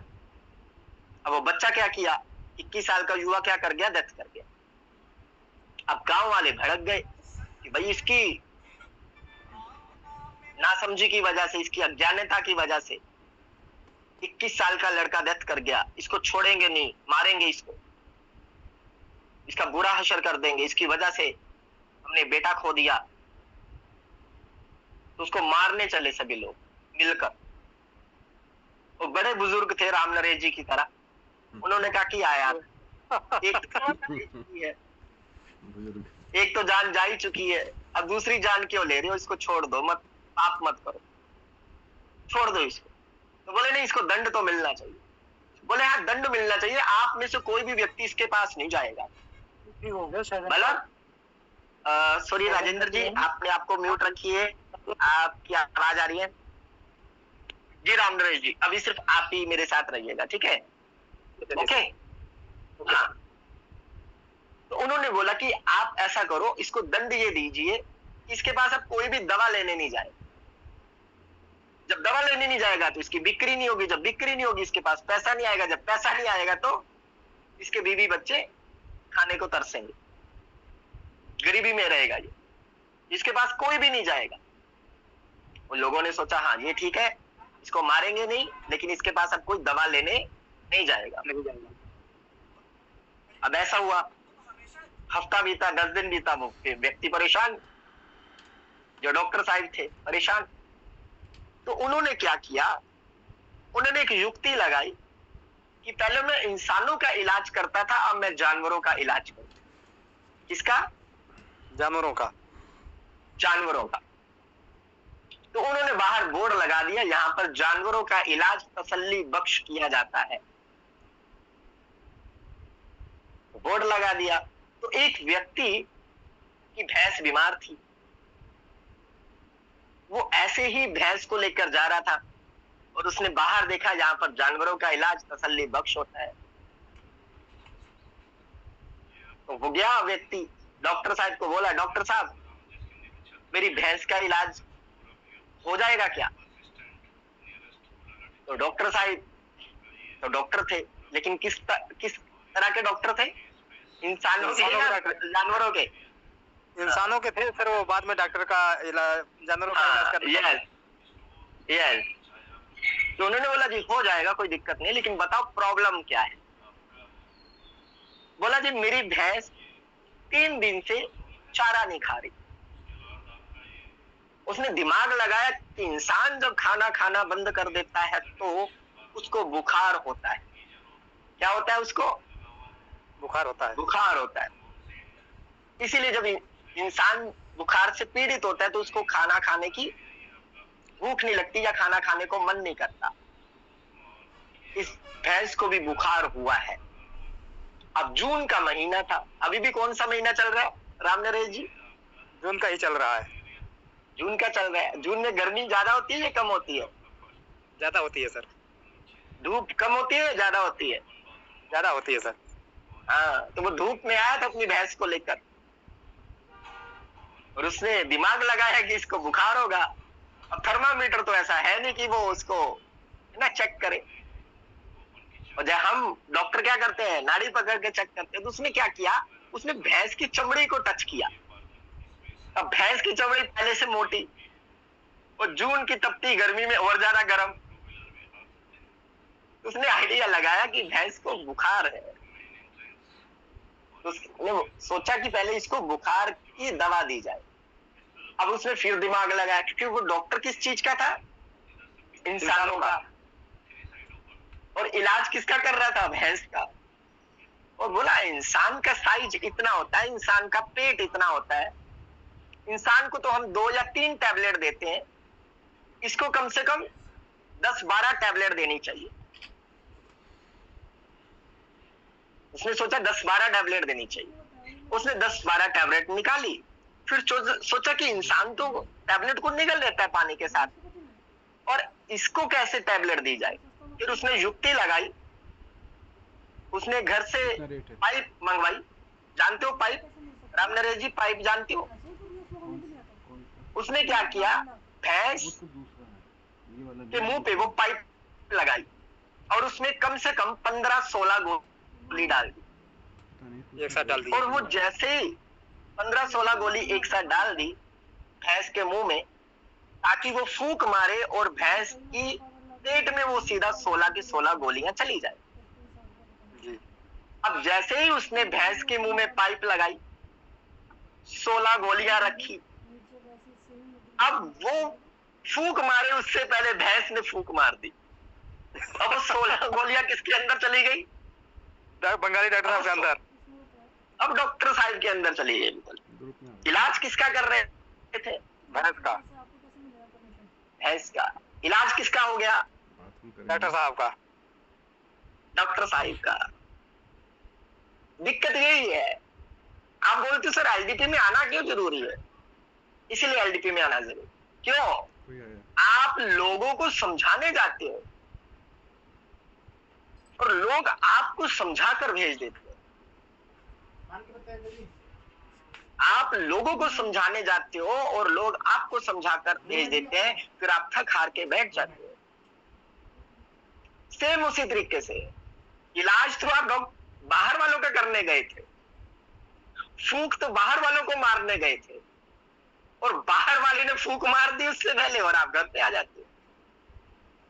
यही दिक्कत है, इसीलिए एलडीपी में आना जरूरी है, इसीलिए इंजेक्शन लगवाने जरूरी है, क्योंकि आपके पास उन सारे सवालों के जवाब हो जो मार्केट में हैं, ताकि आप उन सारे सवालों के जवाब दे पाओ जो मार्केट में हैं। आप उन सारे कारणों का निवारण कर पाओ जो मार्केट में है। लेकिन आपके पास तो सवाल ही नहीं, आपके पास तो सवाल आने के पर जवाब ही नहीं, तो जवाब मिलेंगे कहां? आपको बड़े बड़े एक्सपर्ट के माध्यम से मिलेंगे, जो आपको मिलेंगे एलडीपी में, इवेंट्स में, टूर में, जहां पर आपको 4 दिन का एनवायरनमेंट मिलेगा, 4 दिन का प्रोग्राम मिलेगा, जहां पर आपका माइंडसेट होगा, जहां पर आपका एजुकेशन लेवल बढ़ेगा, जहां पर आपका मेंटली स्ट्रेस लेवल बढ़ेगा। स्ट्रेस लेवल मतलब आपका फाइनेंशियली स्ट्रेस लेवल, कि आप किस तरीके से और ज्यादा पैसा बना पाओ। अगर ये व्यक्ति पैसा बना सकता है, ये आगे बढ़ सकता है, ये लाख रुपया 2 लाख रुपया इन 1 महीने के अंदर कमा सकता है, तो मैं क्यों नहीं, है ना। बहुत सारे साथी बोलेंगे सर हम आकर यूट्यूब पे देख लेंगे, सर हम फोटोज देख लेंगे। नहीं देख पाओगे, क्योंकि जो मजा रसगुल्ले को खाने में है वो मजा रसगुल्ले को दिखाने में नहीं है।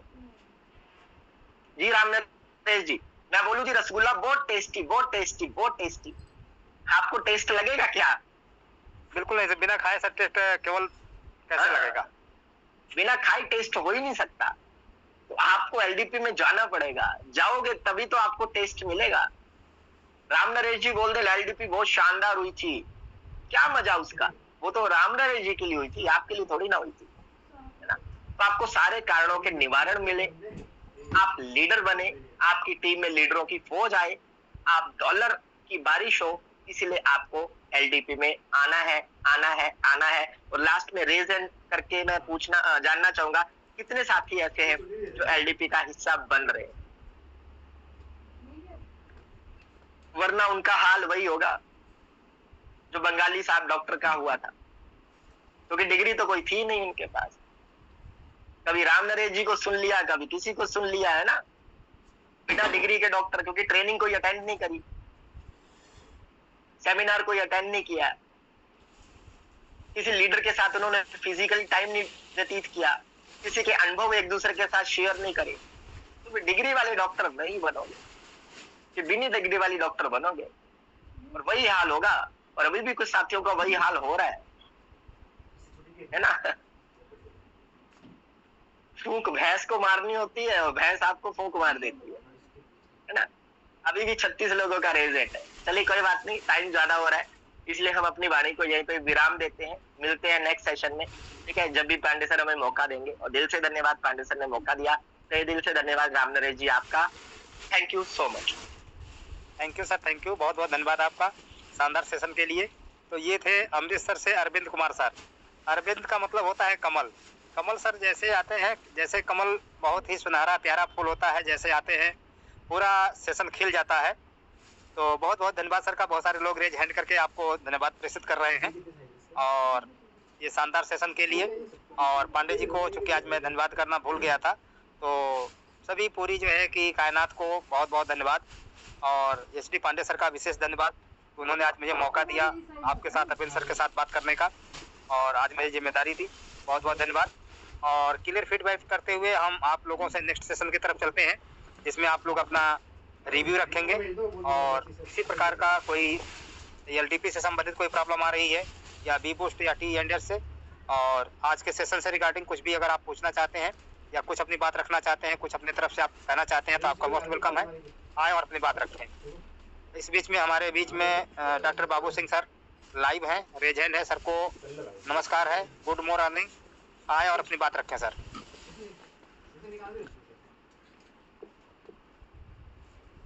अनम्यूट का ऑप्शन सर को गया हुआ है।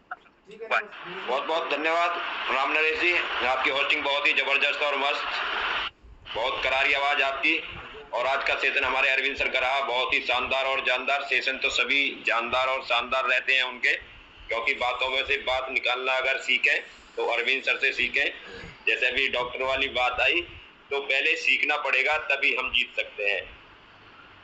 तो सीखना बहुत जरूरी है और सीखने के लिए ही हम यहाँ पर आते हैं और सीखने के लिए ही हम टूर पर जा रहे हैं। एलडीपी जो हो रही है वो भी सीखने के लिए है। तो सीखना बहुत जरूरी है, क्योंकि कहा भी गया है कि जिसकी टीम जूम पर उसका बिजनेस बूम पर। तो हमें सीखना बहुत जरूरी है। डॉक्टरी तो हम कर रहे हैं, लेकिन हमें सीखकर इलाज करना है, तभी हम अच्छे डॉक्टर बन सकते हैं। और ऐसा ही हमारी मेटावेल बिजनेस में है, हमें वो सारे टूल्स सीखने होंगे तभी हम अच्छे लीडर बन सकते हैं। तो बहुत बहुत धन्यवाद अरविंद सर का, बहुत बहुत धन्यवाद राम नरेश जी का। थैंक यू डॉक्टर साहब।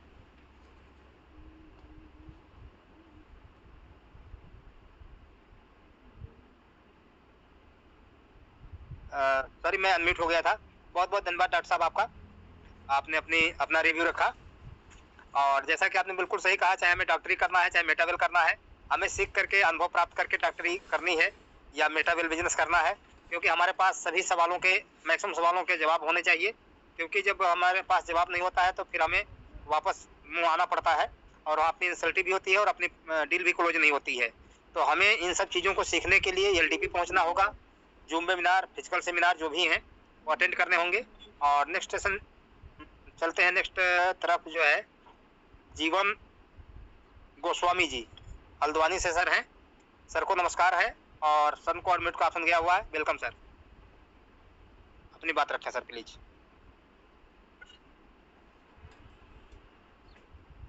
नमस्कार सर, मेरी आवाज आ रही? बिल्कुल आवाज आपकी क्लियर है गोस्वामी सर। पैनल में सभी लीडर्स को मेरा प्रणाम और धन्यवाद, आपने मेरे को पैनल में बोलने का मौका दिया। अरविंद सर के बारे में तो क्या कहें, उनके तो हर रोज एक नया कुछ लेके आते हैं जिसमें सभी लोगों को मतलब इतना कर देते हैं बिजनेस को आगे बढ़ाने के लिए कि कुछ कह नहीं सकते, उनके लिए शब्द नहीं है अरविंद सर के लिए। तो रही बात एलडीपी की सर, जब एलडीपी जिम कार्बेट पार्क की एलडीपी आई थी तो मैंने तो उसी दिन सोच लिया था कि एलडीपी में जाना है। अभी उससे संबंध में ज्यादा कोई डिटेल आया नहीं था। उसी समय मैं अपने दिमाग में मना लिया था कि एलडीपी में अवश्य जाना है। अब रही बात कि अभी टीम तो ज्यादा नहीं है, लेकिन जितने भी लोग हैं मैं उनको लेकर के पूरा प्रयास कर रहा हूँ, उनको लेकर के वहां पर पहुंचूं, क्योंकि पैनल में तो एक से एक दिग्गज यहाँ पर उनको सुनते हैं, एक से एक वक्ताओं की बात यहाँ पर सुनते हैं, बहुत अच्छा लगता है। लेकिन मेरे मन में यही है कि सबसे फिजिकल में वहां पर रामनगर में मिलेंगे, अब तो फिर कुछ और ही बात होगी। तो सर धन्यवाद, आपने मुझे बोलने का मौका दिया। एलडीपी में मिलते हैं रामनगर में, और क्योंकि ये तो हमारा गृह नगर है, मैं हल्द्वानी नैनीताल से हूँ और आप लोगों की वेलकम के लिए हम वहाँ पर खड़े रहेंगे। धन्यवाद sir. Thank you sir, thank you Goswami sir. जल्दी ये 27 तारीख को आपके हल्द्वानी नैनीताल जिम कार्बेट में मिला जाता है और बहुत बहुत धन्यवाद आपका, आप वहाँ पे मिलेंगे, हम लोगों को बहुत अच्छा लगेगा। Thank you sir. और मैं आप सभी साथियों से मेरा विनम्र निवेदन है कि समय कम लें, क्योंकि आज पांडे सर का जो है कि एड्रेस, पांडे सर का जो है कि मैसेज को सुनना हम लोगों को है। तो अपनी आप लोग बात जो है कि संक्षिप्त में रखेंगे। और तब तक मैं चलता हूँ, आप लोगों को ले चलता हूँ भवाली से, जैसी टीम से हैं सुनीता साई मैम। मैम को नमस्कार है, आए अपनी बात रखें। Welcome ma'am. हेलो, नमस्कार सर, आवाज आ रही है? ये आवाज क्लियर है मैम। आपने बोलने का मुझे मौका दिया, आपकी होस्टिंग बहुत ही लाजवाब है। और अरविंद सर का तो वास्तव में वो जो हमारे अंदर जान डालते हैं उसके लिए बार बार कहने की जरूरत नहीं है। तो सर मैं तो ये कहूंगी कि एलडीपी का जो हमें मौका है, जो अभी टीम लीडर की तरफ से हमें जो एक प्लेटफॉर्म मिला है उसका हमें भरपूर फायदा उठाना चाहिए। खासकर मैं महिलाओं के लिए कहना चाहूंगी, इसलिए कहना चाह रही हूँ क्योंकि महिलाओं के लिए बहुत सारी ऐसी जिम्मेदारियां हैं। वास्तव में घर से बाहर निकलना थोड़ा सा मुश्किल है। अभी जो मैं टीम के साथ बातचीत कर रही हूँ तो उसमें लग रहा है, लेकिन वो थोड़ा सा अपना प्लानिंग करे, इस मौके को ना चूकने दे। बस मैं यही कहना चाहती हूँ कि ये मौका हमें बार बार नहीं मिलेगा। अगर एलडीपी दूसरी भी लेंगे तो ये एलडीपी के जो गुण हैं वो हमें अपने बिजनेस में हम शामिल नहीं कर पाएंगे। बस मैं यही कहना चाहती हूँ, मौके मिलते नहीं, तलाशने पड़ते हैं। ये ध्यान रखिए कि आप तलाशिए कि हम कैसे निकल सकते हैं, मौके हमें कहाँ से मिल सकते हैं। थैंक यू सर, बहुत जल्दी मिलते हैं, टीम के साथ लगे हैं। कोशिश है कि ज्यादा से ज्यादा लोग हमारे एलटीपी में पहुंचे। Thank you so much sir, आपने मुझे बोलने का मौका दिया। थैंक यू मैम, बहुत बहुत धन्यवाद आपका। आप ने बिल्कुल सही कहा। और चलते हैं जो है कि मास्टर साहब विनोद चंद उपाध्याय जी हैं, सर को नमस्कार है। Welcome sir on the screen, please आए और अपनी बात रखें। विनोद चंद उपाध्याय सर। थैंक यू, नमस्कार रामनरेश जी, बहुत बहुत धन्यवाद, आपने बोलने का मौका दिया। Welcome sir. और थैंक यू सर, बहुत बढ़िया। और अरविंद सर का जो आज का बातें सर ने बताई बहुत बेहतरीन। बाकी एलडीपी हमारे लिए बहुत बड़ा कारण सिद्ध होता है, एलडीपी में आना बहुत जरूरी होता है और मैं भी वहाँ पर पहुँच रहा हूँ और बहुत बढ़िया लगता है। बहुत बढ़िया बातें कही सर ने। अरविंद सर को मैं गुरु नहीं महागुरु भी मानता हूँ, क्योंकि गुरु, कुछ लोग गुरु थे, बहुत गुरु आए और बहुत गुरु गए, लेकिन असली गुरु वो है जो टिके रहे और शुरुआत से टिके हैं, अभी तक लगे हैं, तो इसलिए मैं उनको महागुरु के रूप में मानता हूँ। और दोस्तों, एलडीपी का बहुत बढ़िया तरीके से यहाँ पर तैयारियां चल रही हैं और मैं भी वहाँ पहुँचूंगा, क्योंकि मैं हमेशा आपके साथ आया और एज ए मेहमान पहुँचा था। अब इस बार मैं आपको एज ए मेजबान मिलूंगा और आपकी सेवा के लिए मैं जिम कॉर्बेट पहुँचने वाला हूँ और जिम कॉर्बेट के सभी दिग्गज लीडर के साथ कंधे से कंधे मिलाकर आप लोगों की आगवानी के लिए पहुँचने वाला हूँ। और थैंक यू, धन्यवाद, नमस्कार। नमस्कार उपाध्याय सर, बहुत बहुत धन्यवाद आपका। आप एलडीपी पे मिलेंगे और हम लोग भी आपसे मिलने आ रहे हैं, बहुत अच्छा लगेगा हम लोगों को। Thank you sir. और इस बीच में आप लोगों को चलते हैं, एक ऐसे कलाकार हैं शिवनाथ यादव सर, बहराइच से। सर का रेज हैंड है, लाइव नहीं है। सर को नमस्कार है, आए और बात रखें सर। अनम्यूट का ऑप्शन आपको गया हुआ है। नमस्कार सर, मेरी आवाज क्लियर है गुरुदेव? नमस्कार सर, आपकी आवाज बिल्कुल क्लियर है। प्रणाम आपको चरण स्पर्श गुरु जी, और बहुत ही बेहतरीन सेशन रहा। अरविंद साहब का क्या कहने हैं। और थोड़ी सी कमी ये रही कि सर अगर लाइव आते हैं तो ज्यादा अच्छे लगते हैं, क्योंकि उनके बाल मुझे बहुत पसंद हैं, ब्लैक बाल, और बिल्कुल चेहरा तो बड़ा अच्छा लगता है। फिर भी मुझे बहुत अच्छा लगा सर। और चूंकि हमारे दोनों गुरुदेव का, आदरणीय दीपक सर का और आदरणीय हमारे चरण स्पर्श है एच डी पांडे साहब का हैंडेज है, मैं अपनी बातों को बस एक शेर से समाप्त करता हूँ कि आंधी का कोई खौफ ना खतरा हवाओं का, मैंने दिए जलाए हैं सूरज को तोड़कर, ताबीर बन के आने वाली है अब शहर, मतलब सुबह, ताबीर बन के आने वाली है अब शहर, सूरज बना जो। ये शेर हमारा हमारे दीपक सर को समर्पित है, दिल्ली वाले Deepak sir. Thank you so much sir, आपने बोलने का मौका दिया, बहुत बहुत धन्यवाद सर। Thank you sir. तो ये शिवनाथ यादव थे अपने शायराना अंदाज में, और सर इन्हीं सब काबिलियत की वजह से है कि आज अपनी पहचान बना रखे हैं। बहुत बहुत धन्यवाद सर आपका। और हम चलते हैं आप लोगों को लेकर के देश की राजधानी दिल्ली, जहां मिलेंगे दीपक कुमार सर। तो सर को अनम्यूट का ऑप्शन गया हुआ। नमस्कार sir, over to you sir. धन्यवाद रामनरेश सर, आपने जूम पैनल पे बोलने का मौका दिया। शानदार, सुपर डुपर आपकी होस्टिंग रही और अरविंद सर का शानदार सेशन रहा, जबरदस्त सेशन रहा। और सर की एक कला है कि सर कहानी के माध्यम से, है ना किसी तरीके से जो बात वो देना चाहते हैं, जो मैसेज देना चाहते हैं, वो पूरी टीम को दे देते हैं, है ना। और आज मुझे लगता है कि जो भी साथी मन नहीं बना रहे होंगे, उनका भी आज मन बना होगा। कल आरबी कश्यप जी का भी शानदार सेशन रहा था, है ना। तो जरूर मन बना लिया होगा जिस भी साथी ने, है ना, उनके लिए धन्यवाद। और मुझे लगता है कि सभी साथियों को आना चाहिए। और कहते हैं कि देखिए सर, एक लीडर का सबसे बेहतरीन काम लोगों को वहां पहुंचाना है जहां वो पहुंच नहीं पा रहे हैं, वही लीडरशिप है ना। तो हमें कैसे ले जाना है, उनको किस प्रकार ले जाना है, ये हमारे अंदर क्वालिटी होनी चाहिए कि हमें लेके चलना है उन्हें, है ना। और कहते हैं कि प्यार और जंग में सब जायज है, प्यार, है ना, श्याम द्याम दंड भेद जो भी रास्ता अपनाना पड़े आपको एलडीपी में लेकर आना है, बस ये ध्यान रखिए। और कहते हैं आप खुद उतना अच्छा काम नहीं कर सकते जितना आप एक अच्छी टीम के साथ कर सकते हो।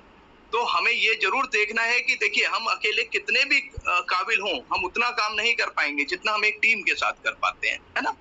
तो बहुत बहुत धन्यवाद अरविंद सर आपका शानदार सेशन के लिए, दिल से नमन आपको। Over to Ram Naresh sir. Thank you sir, thank you, बहुत बहुत धन्यवाद आपका। और हम अब आप सभी लोगों को लेके चलते हैं आज टीम ईगल के founder mister H D Pandey sir को। एक बार सर के वेलकम के लिए आप रेज हैंड कर सकते हैं। सर का टीम ईगल में मोस्ट वेलकम है, वार्म वेलकम है। आए और सर सेशन हम लोगों को एड्रेस करें, कुछ स्पेशल बातें दें और मार्गदर्शन करें और सेशन को वाइंड अप की तरफ ले जाएं। प्रणाम sir, welcome, over to you sir. बहुत बहुत धन्यवाद Ram Naresh Chauhan sir, thank you आज का शानदार मंच संचालन करने के लिए और जबरदस्त सेशन आज का अरविंद सर का। थैंक यू सभी को नमस्कार, सुप्रभात, गुड मॉर्निंग। और काफी बेहतरीन सेशन आज का अरविंद सर का रहा है। उम्मीद करता हूँ आप सब लोगों को चीजें समझ में आ रही होंगी। दोस्तों आज हो गई है 24 ऑफ द जून, मात्र हमारे पास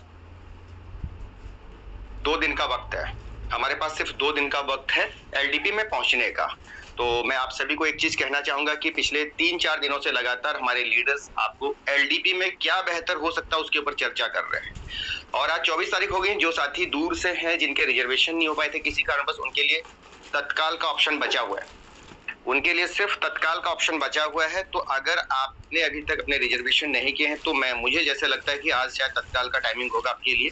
आज आप अपनी सीट्स कंफर्म कर सकते हैं क्योंकि आप आना चाहते हैं, आप बाकी तैयारियां कर चुके हैं। तो आपका रिजर्वेशन का अगर कोई इश्यू है तो उसको आज आप क्लियर करते हुए अपना ट्रेन टिकट कंफर्म कर लें, सो दैट कि आप टाइमली वहां पे पहुंच जाएं।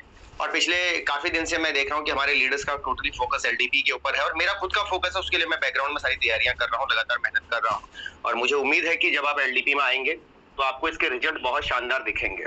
और सिर्फ आपको नहीं दिखेंगे, आपके बिजनेस में भी वो बदलाव आपको दिखेंगे, आपके अंदर लर्निंग में कुछ आपको बदलाव दिखेंगे और आपका एक नया मिशन विजन यहाँ से क्लियर होगा।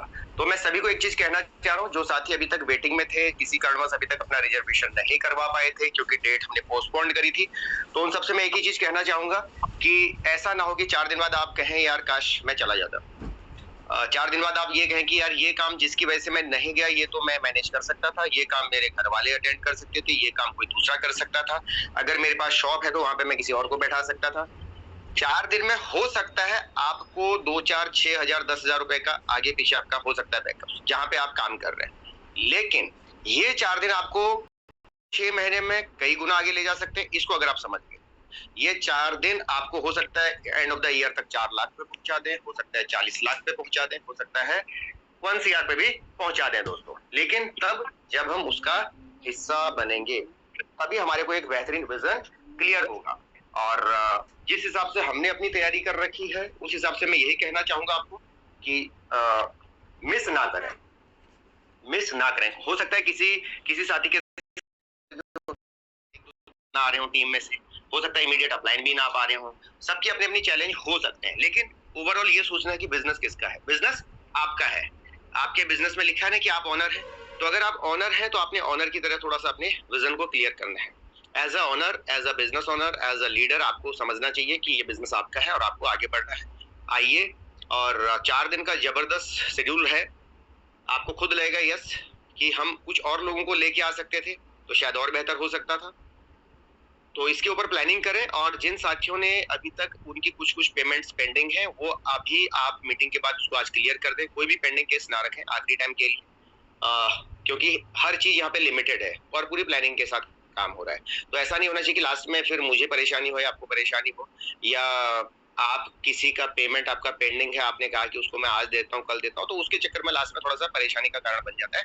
तो मैं सभी को एक चीज कहना चाहूंगा कि जितने भी लीडर्स यहाँ पे हैं, आज अपनी लिस्ट आप 10 बजे तक, जो फाइनल लिस्ट आपकी है उसको आप मुझे 10 बजे तक अपडेट कर दीजिएगा और जो पेमेंट्स हैं वो भी आप अपडेट कर दीजिएगा, ताकि मेरा जो रोड मैप है वो क्लियर हो जाए और आपको आते ही आपके रूम्स और आपके आगे की प्लानिंग आपको शेड्यूल्ड वाइज मिल जाएगी। बाकी की डिटेल जानकारी जो हमारे रूटीन्स वहाँ पे होंगे, जो रोड मैप होगा, उसके ऊपर मैं आपको कल 25 है, कल मैं आपको मॉर्निंग सेशन में बताने की कोशिश करूंगा, सो दैट कि आपको और भी रोड मैप पूरा का पूरा वहाँ पे 4 दिन का क्लियर हो जाएगा। जितने साथी हमारे साथ आ रहे हैं, आपको एक चीज और कहना चाहूंगा कि वहाँ पे थोड़ा बहुत, जैसे गर्मी का मौसम है, स्विमिंग पूल्स हैं, तो आप अपना स्विमिंग कॉस्ट्यूम जरूर पर्सनली कैरी करके ले आए, क्योंकि वहाँ पे आप लेंगे तो आपको थोड़ा महंगा मिलेगा, ठीक है। तो ये आप जरूर लेके आइए, अपने फोन में थोड़ा सा जगह बना के लाइए ताकि आपको फोटो खींचते समय परेशानी ना हो, और रिलैक्स होके आइए, टेंशन फ्री होके आइए। घर वालों को 10, 20, 30 हजार रुपए दे के आइए ताकि उनको भी कोई परेशानी ना हो, उनको भी लगे कि आप पिकनिक पे गए हैं, तो वो भी आराम से पीछे बैकग्राउंड में पिकनिक अपना एंजॉय कर पाए, ठीक है। तो इस चीज का ध्यान रखें, और मैक्सिमम साथियों के साथ 27 तारीख सुबह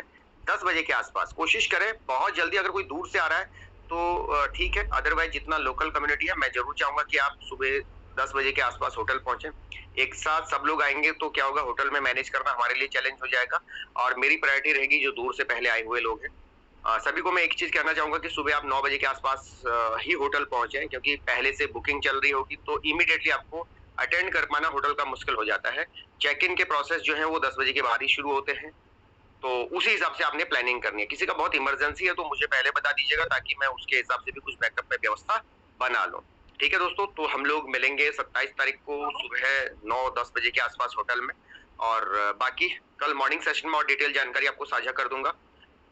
26 तारीख इवनिंग से लेके 1 तारीख मॉर्निंग तक के हमारे सेशन स्थगित रहेंगे, क्योंकि हमारे सारे लीडर्स जो है एलडीपी के अंदर हैं। और फिर कहना चाह रहा हूँ, जितने लोगों को आप जूम पे सुन रहे हैं, अगर आप आज तक टीम ईगल का हिस्सा नहीं बने थे किसी भी इवेंट में, तो ये इवेंट आपके लिए बहुत इंपॉर्टेंट है। अगर आप आज तक हिस्सा बने हैं तो जो आपने देखा है इस बार आपको उससे बेहतर मिलने वाला है। दोनों ही सिचुएशन में हर लीडर के लिए इंपॉर्टेंट है। बस इस बार हमारे लिए सबसे इंपॉर्टेंट पार्ट यहाँ पे ट्रेनिंग का भी होने वाला है, क्योंकि हमने ट्रेनर हायर कर रखे हैं आपके लिए, बेहतरीन ट्रेनर हायर है इस बार, तो उससे भी आपको विजन मिशन क्लियर होगा। हो सकता है आपको कम समझ में आए, अगर आपकी टीम साथ में होगी तो उनको समझ में ज्यादा आएगा, और अगर ज्यादा समझ में आएगा तो आपका बिजनेस तेजी से बड़े स्तर पे जाएगा दोस्तों। तो मिलते हैं शाम को 8:25 पे कल मॉर्निंग में मेरे सेशन के साथ, और फिर 27 को एलडीपी में। तो बहुत बहुत धन्यवाद आप सभी साथियों का 8:25 तक के लिए। आपका दिन शुभ हो। जय हिंद, जय मेटावेल, जय वी पोस्ट, हरे कृष्णा।